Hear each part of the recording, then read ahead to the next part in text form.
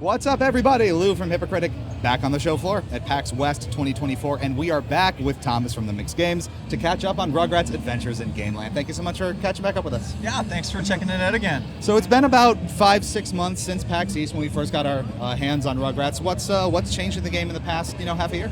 So we have a release date now. It's coming out September 10th. Fantastic. Yeah. And from a development perspective, how have things been for the last couple of months for you? Pretty good. Mostly, basically, just been working on porting, making sure it's going to be ready for all the consoles. So it's coming out on. So we're ready now at this point. It's coming on Switch, Xbox, PlayStation, and Steam. Fantastic. Yeah. Covering the whole array. That's right. That is great. So I want to sort of rewind all the way back to the beginning when this first started, and then to kind of give everyone a little bit of a deeper look at this, kind of walk through its development history and understand a little bit more about your expertise that brought you to making this game in particular. So let's start there. Can you talk a little bit about your history as a game developer, your experience in the genres that you've covered in the past, and how you ended up working on Rugrats?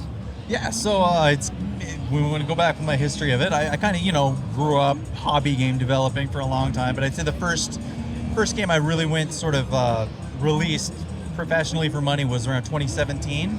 I did my first NES game actually at that point, so I've been it's been NES focused my development career. So first game was called Eskimo Bob, and I did a sequel to that called Alfonso's Arctic Adventure, and then partnered up with Limited Run Games to do Golf, which is a spin-off of Golf Story. So we did that, and then the next one was Jay and Silent Bob Mall Brawl. So worked with the mix on that as well. So that sort of we ended up partnering together, and that led into Rugrats. And how did you lead yourself into sort of NES development specifically as a focus? You mentioned that was where you started, and there's obviously a through line with that now coming to Rugrats. How did you end up focusing on that specifically? Yeah, for sure. It really kind of started that's the console I grew up with. Really got into in high school, sort of that ROM hacking emulation kind of scene. Then that dripped off as I grew up, took the adult career and all that kind of stuff. Eventually I kind of stumbled back, found out about this homebrew scene, and I was a professional programmer anyway, so I looked at it, I was I could do this. I didn't realize there was people actually doing this, so I threw my attempt in there with Eskimo Bob, and in that NES homebrew scene it had a pretty good response, so I just kind of kept going with it, and relationships formed, and things happened kind of organically from there. You can't beat it naturally evolving like that, yeah. right? That's just so great. And what's it like having that experience of growing up with a console and then ending up kind of developing for it in a way, and now in a very real way? It's kind of it's one of those things where you kind of wish you could go back in time and show your 10-year-old self what you're doing. Yeah. But it's been really cool because where I said, where it happened organically. It's kind of with each step, it's wow. At first it's wow, I'm making a game for the NES, and then for the next it's wow, I'm making a Jay and Silent Bob game. Because I watched those movies when I was a teenager. I thought they were hilarious, and then getting the opportunity to do Rugrats was okay, I grew up watching Rugrats. This is so cool. So what an arc through. That's got to be trippy. Let's get into Rugrats a little bit. So the very sort of genesis of the whole thing, for those who maybe aren't aware or haven't heard the story, where did the project start from your perspective, and how did it sort of start coalescing into the form that we're now seeing in a couple of weeks? So I'd say it started with Mall Brawl. After that came out, we kind of we kind of went into business officially together after that game, because it was the development process was so much fun with that game, and it did well, and we thought, hey, we should look for licenses and specifically try to make retro games based on licenses. So Justin Woodward, my partner, he was the one who's more into looking specifically. He had some connections through running the mix events and that kind of stuff, I believe. Knowing people, knowing who to talk to, and then he came to me saying hey, we got an opportunity to do a Rugrats game, and for me it was kind of well, absolutely. And we also worked with Wall Ride, who helped us. They helped us with that as well. Obviously, I can't ignore them. They helped with the artwork on Mall Brawl, and then worked with the development on this game as well. So very cool. Yeah, and they had some connections. I believe they had some connections with Paramount. So I don't know the full details on that, but it's definitely a who you know situation. That's exactly right? what I was going to say. Who you know can make all the difference sometimes. That's exactly right. Then you start putting the game together. So can you tell us a little bit about, how long the game has been in development, how you sort of initially started to think about, all right, how am I going to put this game together? What's it going to look like mechanically? Obviously, a very traditional sort of NES side scroller like you would have seen on the platform had this come out, 30 plus years ago. What was that initial sort of design process like from your perspective? Yeah, so a lot of that came with Wall Ride as well. Like working with them and talking to Nathan and Ty, figuring out which games we're talking about kind of like Chip 'n Dale Rescue Rangers, Super Mario 2. We wanted it to be a co-op platformer from the start. So Rescue Rangers, if you're talking NES co-op platformer, that's kind of the prototype you're going to start with. But it also has a lot of similarities to Mario 2. So bringing in some of that DNA and then just taking other inspiration from other games of that period and kind of mashing it all together to make this this vision of what a game would have been back then. And it really shows. You play it, you get your hands on it, and you really could have plucked this off of the NES in 88 or 89 or early 90s, because Rugrats wasn't out in the 80s, right? But when you start to put those mechanics together and you start to get the design up and start playing the game, obviously there's probably some sort of iterative process there, right, to understand what's fun, what's not, how the level design is mixing with your gameplay mechanics you've chosen. Can you talk a little bit about how the game was refined over time and how you sort of polished it up and squeezed as much fun out of it as you could? Yeah, for sure. It is very iterative because it's sort of, those sort of mechanics you got to decide, when you're picking up a block and throwing it, do you want it to go all the way across the screen? Do you want it to have an arc and land? And a lot of that, comes when you're talking with the other members of your team.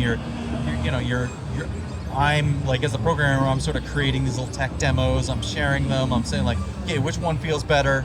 And then we kind of come to a consensus that way about how we want the game to feel, making that vertical slice. And when you put it out in front of players at shows like PAX, it's been at a couple of shows at this point, right?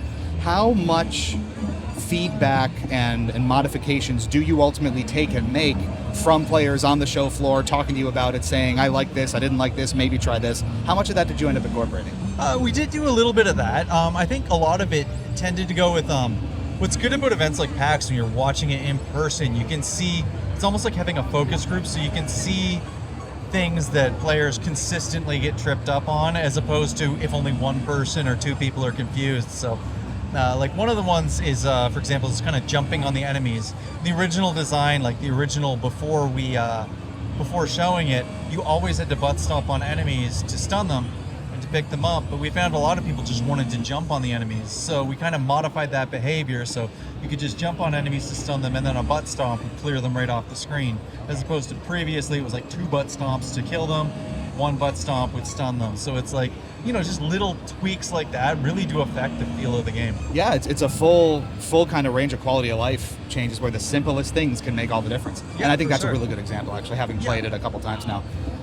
When you start getting to the final stretch then, this, like you said, this is out September 10th, so as we're recording this just a couple of weeks away, it's got to be exciting to have worked on something for such a long period of time. You invest a ton of time, a ton of resource, a ton of your own life energy into it. Yeah. It's got to be so thrilling to be just right on the cusp of getting it out there. What's the experience been like for you in these last couple of weeks in the run-up to release? I mean, the last couple of weeks of game dev is always crunch time, with porting and this and that, making sure you snuff out any of those bugs that you might find, that sort of thing.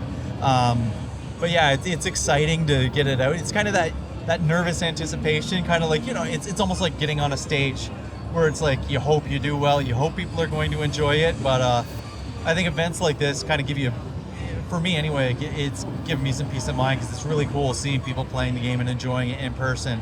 And it makes me more excited to get it out there. 100%, really good energy, right? Yeah, people exactly. Playing it. Now, having the entire development experience behind you now, and many games prior to this, there's always still lessons learned and always things you can take away from every project, right? So if you were to kind of look back at the development of Adventures in Gameland here, was there anything in particular that you would maybe take away as something you would maybe do different next time or improve on in your own process whenever you start thinking about what's coming next? Oh yeah, for sure. I do think for some of the for example, we developed the entire game in 8-bit first, and then and then afterwards went back, did the HD engine and stuff. Part of that just due to the size of our team, just a very small amount of people working on it. But I think it would be cool to be able to sort of streamline that process if we were going to do another 8-bit HD thing, to sort of develop them in tandem at the same time and create something that works. Even having like tools, like we had no level editor tool when we started, we have it now, because it's sort of building up those tools as we have them, and being able to use that kind of thing in future projects. I feel like we've created a pretty cool system. That makes a lot of sense. Yeah. Lessons learned. Just out of curiosity, what is the kind of general team size that worked on this? We work remotely, so it's hard for me to say. Plus, it's like we did the HD, and a lot of the team members switched between the HD and 8-bit, but it was a I don't know, maybe 10 to 15 people. I don't know at a time.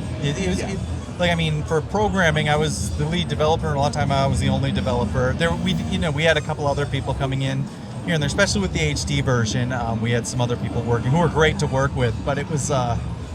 It was a pretty small team, and I think for the size of the team, what we put out is really amazing. Absolutely, not an army of people by any stretch of exactly. the imagination, right? One last question then before we recap. If you had to sort of look back at the process again and sort of single out any one bit of, maybe we could say this development in particular, but really anything about game design development from your perspective that maybe the average player picking up the game or a game in general may not necessarily know about the process. Would there be anything from your perspective that you would highlight as maybe something interesting or lesser known about game development that maybe average people just wouldn't pick up on or know about? I think one of the most important things in game development is getting that vertical slice right early on in development. So I found when making a game, you spend the first probably half of the development cycle on kind of a single level or a single area, making sure you can get kind of that vertical slice and you have the gameplay really nailed down, so then you can build out other levels from that idea.